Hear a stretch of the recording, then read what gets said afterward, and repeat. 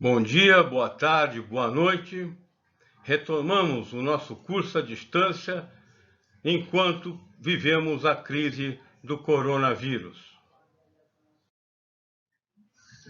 Novamente, o chacrinha para lembrar a todos que quem não se comunica se estrumbica. Hoje teremos a terceira sessão e última da primeira unidade didática, que tem por título Prevenir é melhor que corrigir. Seguiremos o sumário que está aí exposto, com três componentes principais. Primeiro são os três aspectos da gestão de crise, segue-se os componentes da prevenção, que nós vamos analisar passo a passo, terminando com o trabalho individual e com a conclusão. Então, quais são os três aspectos da gestão de crise? A gestão da crise compõe-se de três elementos que estão representados nesse gráfico. Um é a própria gestão da crise, o outro a gestão de riscos e terceiro a gestão da comunicação da crise. Observe que eles não são independentes, pelo contrário, eles são interdependentes e estão sempre relacionados. Você não executa uma ação em um componente que não tenha reflexo nos outros dois. E eu chamo a atenção para a importância que se dá à comunicação na crise, tanto que é um dos elementos próprios.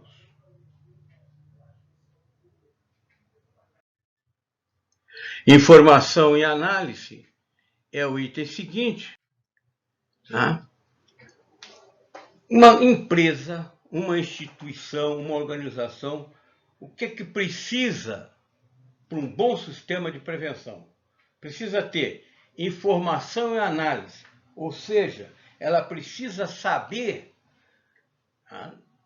das suas potencialidades e das suas vulnerabilidades, das potencialidades e vulnerabilidades dos prováveis concorrentes, e ser informada da conjuntura, tudo isso para realizar uma análise segura e estruturar um bom sistema de segurança.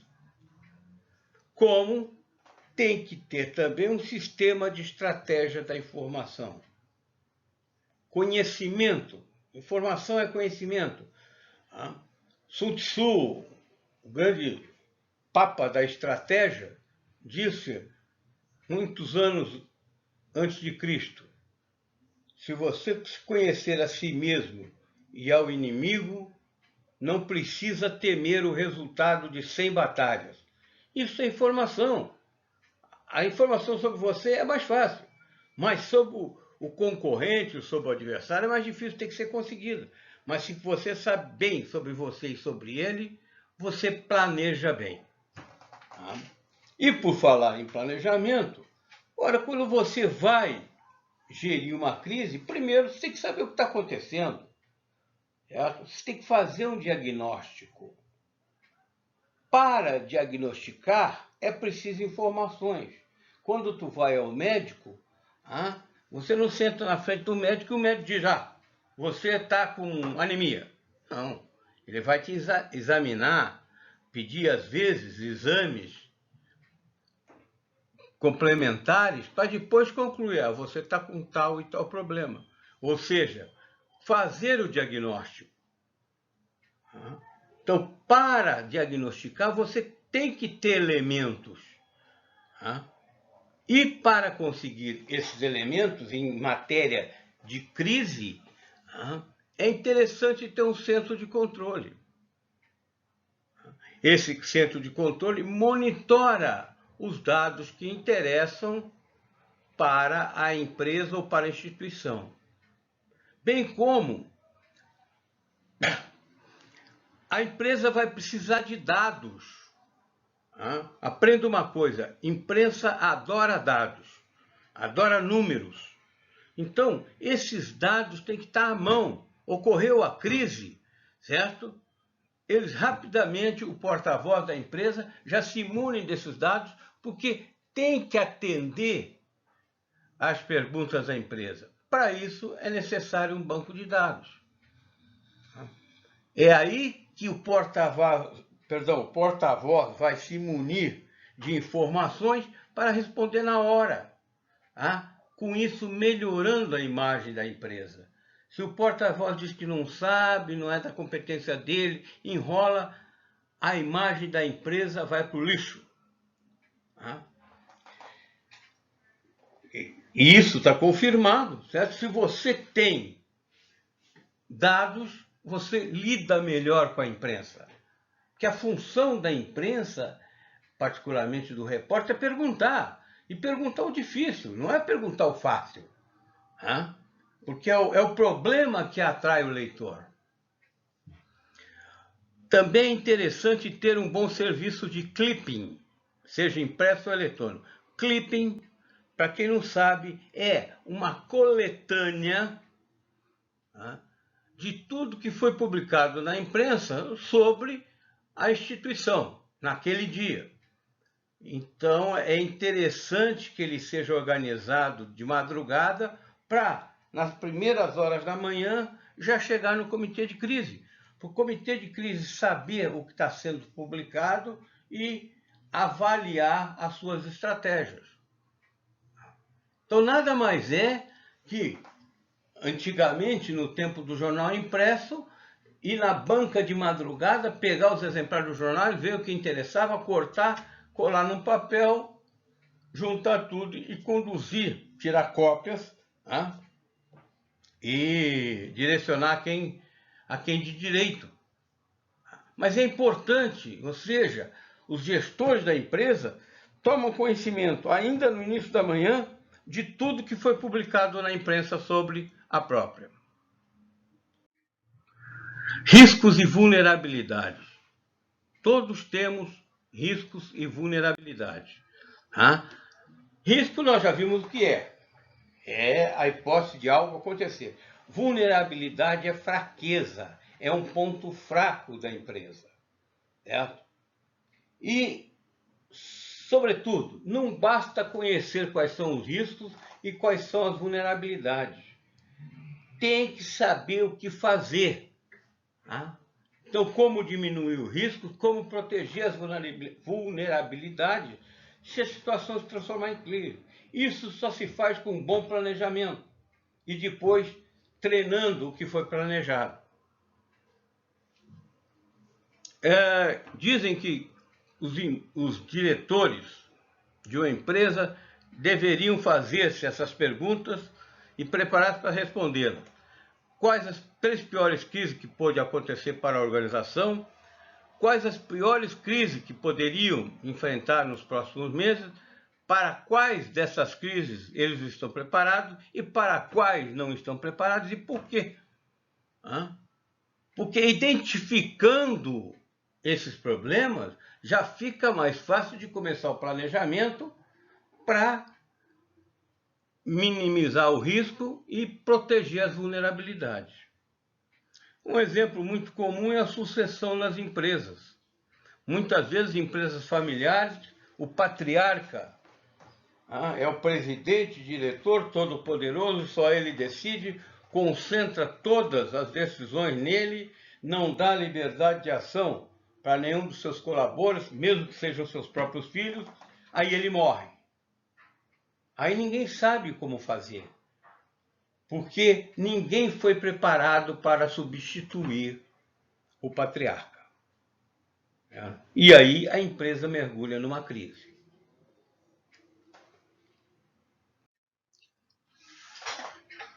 Quando a crise é na imagem, ou é de imagem, o ponto principal, o ponto que vai espalhar essa imagem é a comunicação. Certo? Só que todas elas têm padrão. Quando vai começar, emite-se tais sinais. Quando está... Então, de acordo com a crise, há um padrão de ações. Quem conhece o padrão pode prevenir e preparar a reação. Eles são muito iguais. ou muito similares, não iguais, similares, certo? Então, não é difícil planejar uma gestão de crise. Já que eu sei que uma crise de um determinado tipo emite esses e esses sinais, eu vou direcionar meu planejamento para o que fazer quando esses sinais sejam emitidos. E às vezes a gente está falando aqui de grandes empresas, etc. Isso aí também interessa ali para o bolicho da esquina, guardadas as devidas proporções.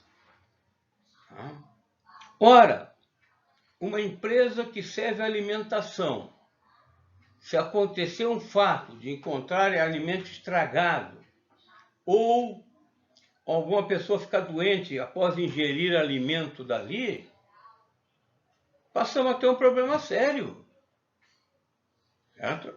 Esse fato, se não for bem trabalhado, pode acabar com a empresa, quanto mais que ela é pequena.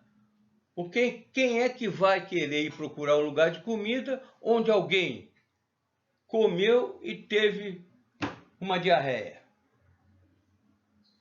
Então, tudo que nós estamos dizendo é aplicável para o grande e para o pequeno, guardadas as devidas proporções. Mecanismos de defesa. Nós temos que criar mecanismos de defesa para as crises. Lembram-se da couraça de proteção? Ora, nós vimos ali atrás que as crises podem ser previstas, se previstas, podem ser evitadas.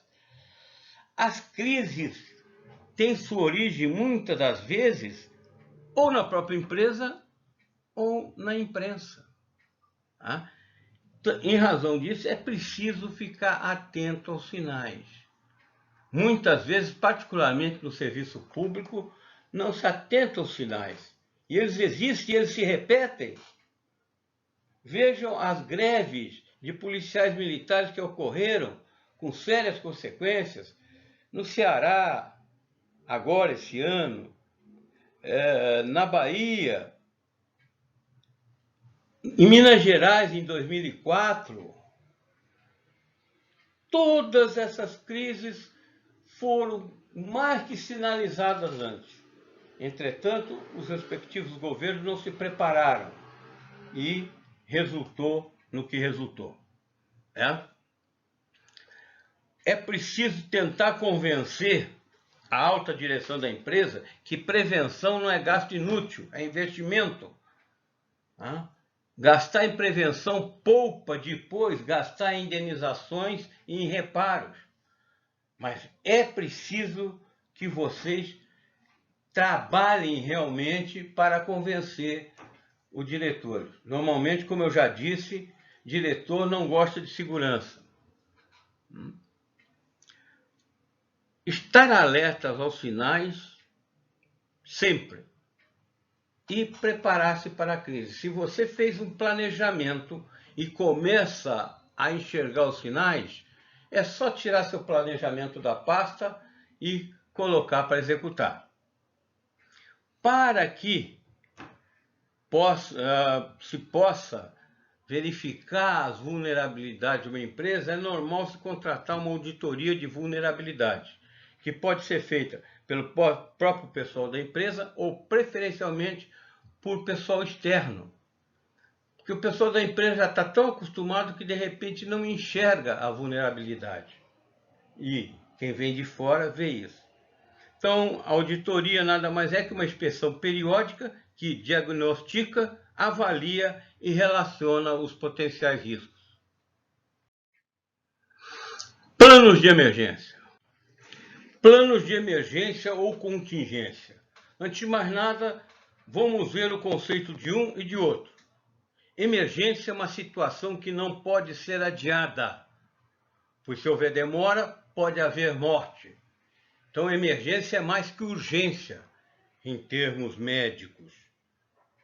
E contingência é alguma coisa, ou um acontecimento, que pode acontecer ou não. Então, você se prepara para caso ele aconteça. Enquanto a emergência, não. A emergência aconteceu, o fato. Para ambos, é preciso planejar bem e treinar o planejamento com antecedência, para que seja realmente efetivo. Então, nos planos de emergência, nós vamos encontrar informações que permitam analisar as ameaças, compartilhar essas informações, colaborar e integrar as informações com todas as áreas, coordenar e liberar alertas e avisos de emergência, planejar e executar evacuações, desenvolver e implementar programas de educação pública. Então, no plano, primeiro, vai coletar informações. Vamos tomar como, por exemplo, Brumadinho. Existia um plano de emergência? Existia. Foi treinado? Acho que até foi treinado. Não foi cumprido. Ou começou a ser cumprido muito tarde, porque o elemento principal, que seriam as sirenes de alarme, não soaram a tempo. Ou não soaram. A barragem rebentou antes delas soarem. Então, depois que você reúne essas informações, você compartilha com os diversos setores que trabalham no plano. Aí, esses setores te respondem com aquelas informações e você vai integrar todas as informações, certo? Aí no plano vai dizer, certo? Quais as condições para decretar o alerta 1, que é o alerta verde, vamos dizer, e o alerta 2, que é o alerta amarelo, o alerta 3, que é o alerta vermelho. No plano está escrito o que tem que acontecer para esses alertas serem acionados. E para cada alerta vai corresponder uma ação, cada vez mais intensa à medida que sobe o nível do alerta. Lembre-se, são alertas, então é coisas que devem ser adotadas antes de acontecer a tragédia, antes de acontecer o problema que vai redundar na crise. Eu creio que vocês acompanharam pela TV. Agora, nas áreas da área de Brumadinho, nas cidades da área de Brumadinho, seguidamente está soando alerta. E aí, de acordo com o alerta, de acordo com a área afetada, a população já sabe o que tem que fazer. Tem que seguir determinado caminho, se reunir em determinado ponto, depois de reunido, se dirigir para outro ponto. Então, essa é a finalidade do plano. Pensar em tudo que tem que se fazer para minimizar as consequências se a ameaça acontecer. Muito bem. Eu estou falando em prevenção, mas nós, brasileiros, filhos desse país tropical, não temos cultura de prevenção. Olha a dificuldade que vocês estão vendo. Nós estamos em meio a uma pandemia séria, onde se pede para que as pessoas fiquem dentro de casa. Olha a quantidade de gente que vocês veem na rua. Parece que não nos afeta, parece que está acontecendo lá na China. Já ocorreu na China, está aqui, está no Brasil, está no estado do Rio Grande do Sul e logo, logo vai chegar a Uruguaiana. Esse é o prognóstico. Mas nós não temos cultura da prevenção. A gente espera acontecer para depois improvisar alguma coisa. Brasileiro é o rei do improviso. Só que, em termos de prevenção de risco, isso não pode acontecer. Temos que planejar antes. Porque mesmo em países que têm tradição de prevenção, de vez em quando os caras escapam. Olha o que aconteceu com a usina nuclear de Fukushima, lá no Japão, em março de 2011. Toda vez que ocorre uma ameaça, a ameaça se torna realidade, isso vai redundar num custo. E os custos incidem sobre as mais variadas áreas. Ao custo em vidas humanas, ao custos em incapacitados pelo acidente, aos custos sociais. Tá? Então, novamente, pegando Brumadinho como exemplo, custos em vida humana, 250 mortos, 11 corpos ainda não foram encontrados. Custos incapacitados pelo acidente, vários, por uma razão ou outra, sofreram alguma lesão que os incapacitou para o trabalho por algum tempo.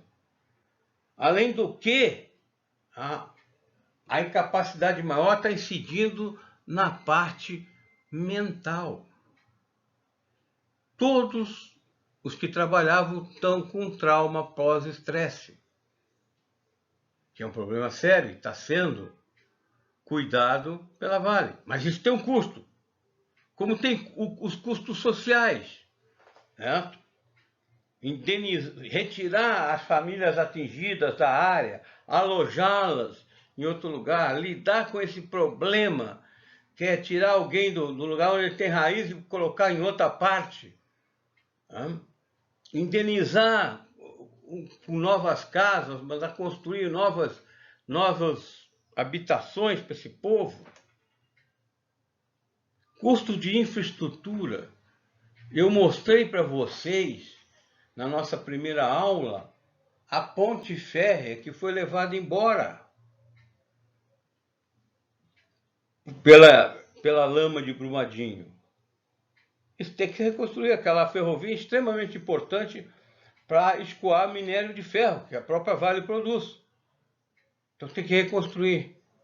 Qual será o custo daquela ponte?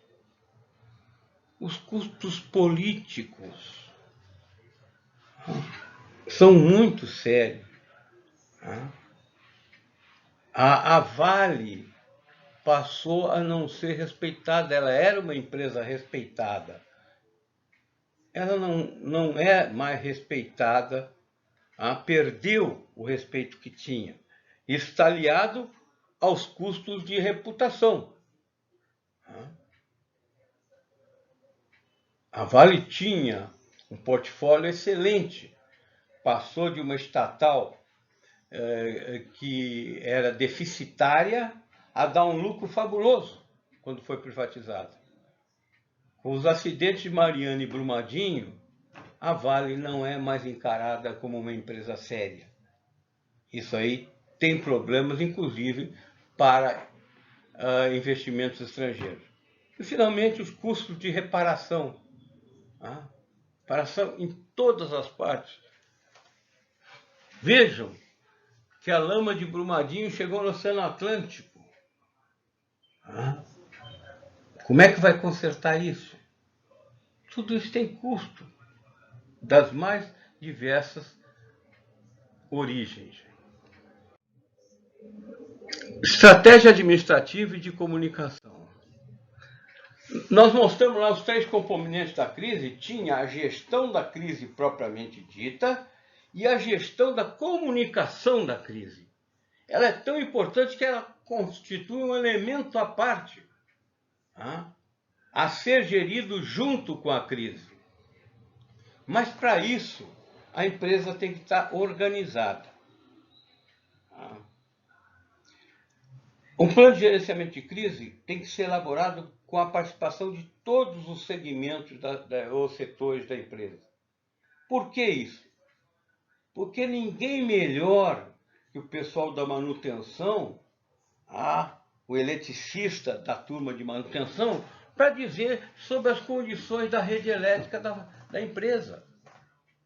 Quais são os problemas nela? O que pode advir desses problemas? Ou dizer assim, não, tá tudo, a rede está ótima, fiação nova, perfeita.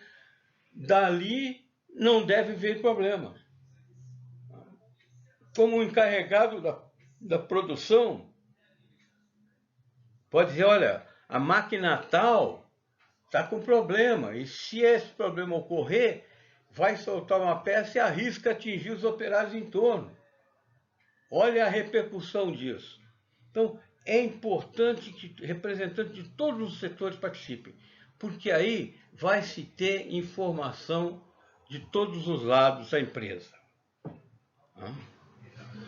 Quando se vai pensar num evento, Quando se vai pensar num evento, primeira coisa, tem que ir lá verificar o plano de gerenciamento de crise. Principalmente se o evento envolver um grande número de pessoas.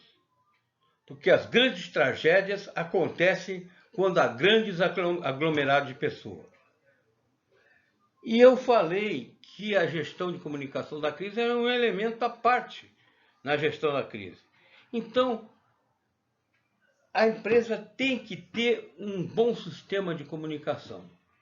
Não adianta fazer um baita plano de prevenção, treinar, etc., se ele não tiver gente para comunicar isso com a imprensa devidamente. Então, e também todo mundo da empresa tem que conhecer aquele plano. Tem que saber o que esse plano diz. O operário Zezinho, que opera a fresadora número 25, lá no final do galpão, tem que saber para onde ele tem que ir se acontecer um problema. Qual é o sinal desse problema? E volto a dizer, isso tem que ser treinado. Os 3 slides seguintes descrevem analiticamente toda a tragédia da Boate Kiss. Façam uma leitura atenta que essa tragédia tem muito ou muitos ensinamentos para quem lida com segurança.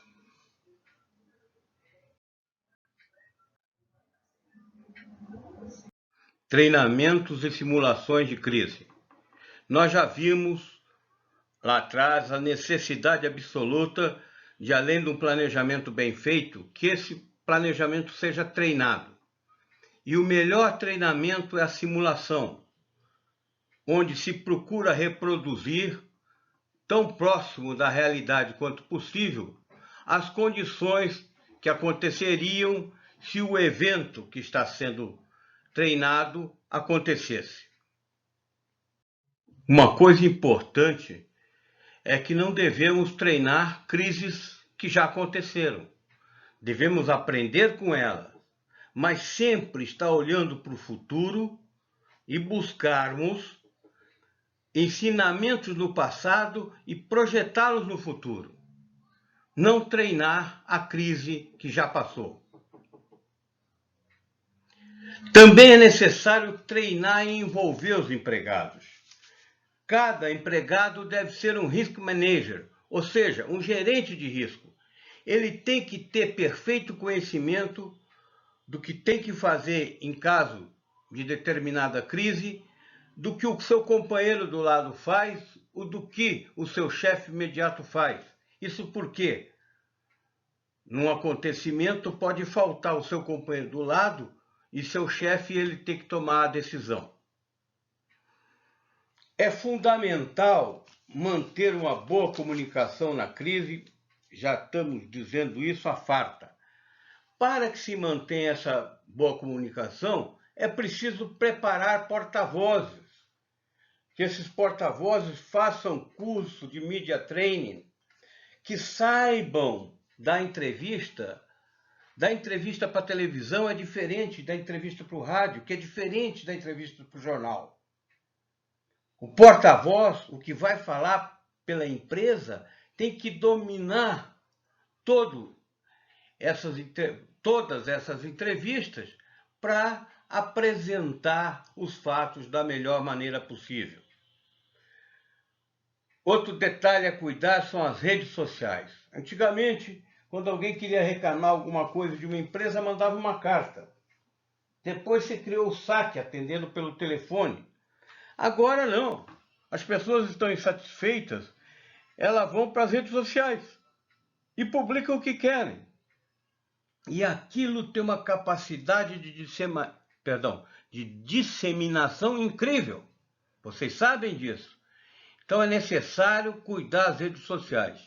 A Nestlé mantém na Suíça, onde é a sede da empresa, um enorme centro de acompanhamento que controla toda publicação em rede social que diga respeito à empresa. E por último, é recomendável que 10 a 15% da força de trabalho seja treinada em primeiro socorro, porque esse pessoal que vai realmente atender os feridos até a chegada do SAMU. Esses dois autores, Coombs e Holliday, descreveram o ciclo de vida da crise. São 4 os componentes.